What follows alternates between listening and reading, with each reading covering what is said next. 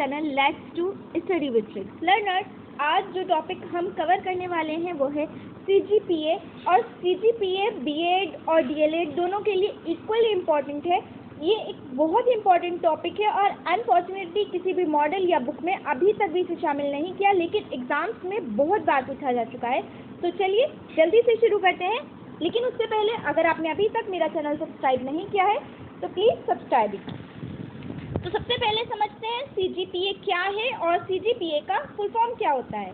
तो CGPA की full form होती है कम्युलेटिव ग्रेड पॉइंट एवरेज। अगर हिंदी में बोलें तो संचयी ग्रेड पॉइंट औसत। क्या होता है यह भी हमें पूरा डिटेल में समझना है, लेकिन जब हम बीएड या डीएलएड में एग्ज़ाम में ये सब लिखते हैं तो हमें एक बहुत सारा कंटेंट चाहिए होता है लिखने के लिए, तभी हमें अच्छे मार्क्स मिलते हैं। इसलिए थोड़ा सा इंट्रोडक्शन देना ज़रूरी होता है, थोड़ी सी भूमिका हमें बनानी पड़ती है। तो हम शुरुआत इसकी इस तरह से करेंगे कि आजकल कार्य का हर क्षेत्र उन्नत हो गया है। हर क्षेत्र मतलब बाकी सभी क्षेत्रों की तरह ही शैक्षिक क्षेत्र भी बहुत उन्नत हो गया है। हर क्षेत्र में नई तकनीकें पेश की जा रही हैं, जिससे दिन ब दिन प्रगति यानी उन्नति हो रही है। ग्रेडिंग सिस्टम भी शिक्षा में उपयोग की जाने वाली तकनीकों में से एक है। ठीक है, CGPA की फुल फॉर्म हम समझ चुके हैं, संचयी ग्रेड पॉइंट औसत। ये पूरे वर्ष छात्रों के समग्र प्रदर्शन का पता लगाने की विधि है, यानी बच्चे ने पूरे साल कैसा परफॉर्म किया है, क्या उसकी परफॉर्मेंस रही है, उस सब को ये एक ग्रेड में बता देता है कि कैसा रहा है बच्चा पूरे साल। इसमें छात्रों को उनके प्रदर्शन के आधार पर grade A, B, C, D, E या F आवंटित किया जाता है। ठीक है, ये किसी दिए गए शैक्षणिक अवधि तक पाठ्यक्रम पूरा होने के बाद सभी सेमेस्टर के लिए प्राप्त ग्रेड अंकों का औसत है। ठीक, यानी सारे सेमेस्टर में जो मिला है उन सब का एवरेज अगर निकालकर एक सिंगल अल्फ़ाबेट में हमें बताना हो कि बच्चा कैसा रहा है, तो वो यही है, एक सिंपल ग्रेड दे दिया जाता है। विभिन्न देशों में अपने ग्रेडिंग मानक हैं। भारत का ग्रेडिंग प्रणाली प्रतिशत पर आधारित है। ऐसा क्यों है? देखिए, सालों से परसेंटेज वाला ही सिस्टम चलता रहा है। अब अगर एकदम से सिर्फ ग्रेड को ले आते तो बहुत ज़्यादा ये हो जाता कि लोगों को समझ ही नहीं आता कि ये क्या चीज़ है। तो हमने इसका बेस जो बनाया है वो अपना पुराना बेस ही रखा है, यानी परसेंटेज को ही इसका बेस हमने बना लिया है। ये किस तरह से काम करता है वो समझते हैं। देखिए, अगर बच्चों के नंबर 90% से 100% तक आए हैं तो उन्हें ग्रेड मिलता है या तो O या A+, जिसका मतलब होता है आउटस्टैंडिंग। ठीक है, अगर 70% से 89% के बीच बनी है बच्चे की परसेंटेज तो उसको ग्रेड मिलता है A, यानी फर्स्ट क्लास। अगर बच्चे की परसेंटेज 50% से 69% के बीच रही है तो उसे ग्रेड दिया जाता है B+, जिसका मतलब होता है सेकंड क्लास। ठीक है, अगर 40% से 49% के बीच में परसेंटेज कहीं पे बन रही है बच्चे की तो उसको ग्रेड मिलता है B, यानी पास है वो बस। अगर 39% से भी कम यानी बिलो 39% आ रही है तो उसको ग्रेड मिलता है F, यानी वो बच्चा फेल है। ठीक है, तो ये इस तरह से काम करता है। अब समझते हैं इसके लाभ क्या हैं और हानियाँ क्या हैं। ठीक है, पहले लाभ समझते हैं। देखिए, अभी पहले जो था, जब तक परसेंटेज वाला सिस्टम चल रहा था तब तक बच्चों के ऊपर बहुत ज़्यादा प्रेशर होता था स्कोर अच्छा करने के लिए, कि हर कोई डायरेक्ट परसेंटेज पूछता था कि 99 बनी है, 95 बनी है, 94 बनी है। तो एक बहुत ज़्यादा प्रेशर बच्चों के ऊपर बन गया था, जो कि किसी भी तरह से ठीक नहीं कहा जा सकता। तो इससे क्या हुआ है, अब क्योंकि ग्रेड होता है, ग्रेड में 4 ही ग्रेड बच्चों को मिलते हैं। नंबर ज़्यादातर को पूछता नहीं है, डायरेक्ट ग्रेड बोल देते हैं कि भाई A+ से पास है बच्चा या B से पास है। इस तरह से करके हो जाता है, इतना प्रेशर नहीं रहता, प्रेशर कम हो गया है बच्चों पर स्कोर बढ़ाने का जो था। ठीक है, दूसरा लाभ जो है, देखिए इसमें अभी तक, इससे पहले जब परसेंटेज वाला हिसाब चल रहा था तो उसमें क्या होता था, बच्चे ने पेपर में जो लिख दिया उस हिसाब से उसे मार्क्स मिल गए और मार्क्स के हिसाब से ही परसेंटेज बन गई।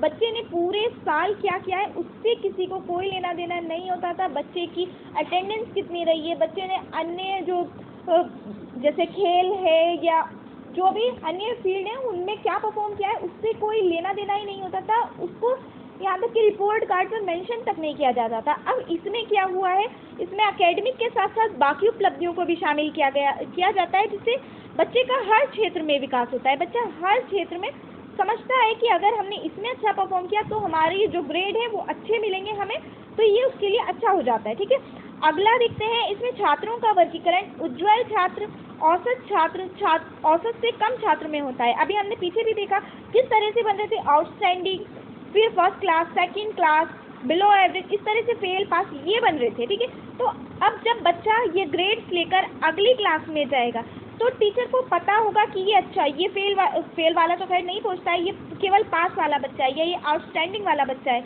ये फर्स्ट क्लास वाला है। अब जो सिर्फ पास करके पहुंचे, यानी जिन्हें अच्छे ग्रेड नहीं मिले हैं, उनका एकदम से टीचर को पता चल जाएगा, अच्छा इन बच्चों पर ज़्यादा ध्यान देना है। अब परसेंटेज सुन के कितने बच्चों की परसेंटेज टीचर याद रख सकता है? नहीं ना। लेकिन इससे बच्चे जो होते हैं क्लासिफाइड हो जाते हैं एक तरह से कि अच्छा सबसे अच्छे बच्चे ये हैं, सबसे उससे कम ये है, तो टीचर के लिए उन पर ध्यान दे पाना आसान हो जाता है।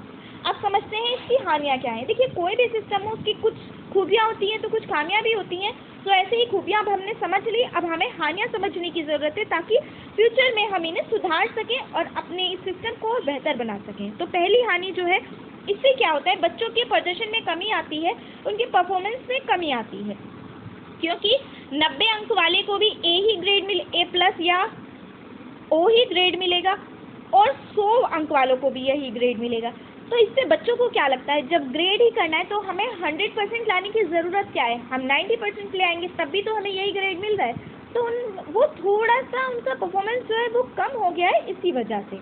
ठीक, अब दूसरी बात, जब तक पहले परसेंटेज पर चलता था सिस्टम, तो उससे क्या होता था, बच्चों में बहुत अच्छा कंपटीशन बना रहता था कि इसके 85 आए हैं तो मुझे 90 लाने हैं तभी मैं टॉपर में आ पाऊंगा, इस तरह से कंपटीशन था। लेकिन अब क्योंकि ग्रेड है, 4-5 ही ग्रुप बन गए हैं, तो इस वजह से बच्चों में कंपटीशन में कमी आ गई है, उनके प्रतिस्पर्धा में कमी आ गई है। ठीक है, तीसरा जो इसका नुकसान है या हानि है वो क्या है, इससे बच्चों में डिमोटिवेशन बढ़ता है। वही बात है, थोड़ा सा आलस आ गया है तो इस वजह से डिमोटिवेशन बढ़ता ही है। और एक जो सीधा सीधा नुकसान है वो ये है कि अब क्योंकि इसमें अन्य एक्टिविटीज़ को भी शामिल कर लिया गया है, तो बच्चे क्या करते हैं, साइड की जो एक्टिविटीज़ हैं उन पर ज़्यादा ध्यान दे देते हैं, जो एक्चुअल जो फैक्ट्स थे, जो नॉलेज थी उन्हें गेन करनी थी, उन पर थोड़ा कम ध्यान देते हैं। वो सोचते हैं सिर्फ ग्रेड्स बनाने तो ठीक है, हम खेल में अच्छा कर लेंगे तो भी हमारे ग्रेड्स बन जाएंगे, हमें किताबें पढ़ने की ज़रूरत क्या है। तो ये थोड़ा सा हुआ है कि बच्चों में ज्ञान की कमी हो रही है आजकल, उन्हें नॉलेज कम मिल रही है। तो जो हम सब ये उम्मीद कर सकते हैं कि इसमें जो खामियां हैं उन्हें बहुत जल्द दूर किया जा सकेगा और इनमें सुधार करके इसे और बेहतर बनाया जा सकेगा। तो आई होप आपके लिए ये वीडियो बहुत हेल्पफुल रही होगी। वीडियो हेल्पफुल रही है तो इसे लाइक कीजिए, कमेंट कीजिए और हमें सजेस्ट कीजिए हम अपनी वीडियोस और बेहतर किस तरह से बना सकते हैं। और अगर आपने अभी तक भी मेरा चैनल सब्सक्राइब नहीं किया है तो प्लीज़ सब्सक्राइब कीजिए। Thank you so much for watching.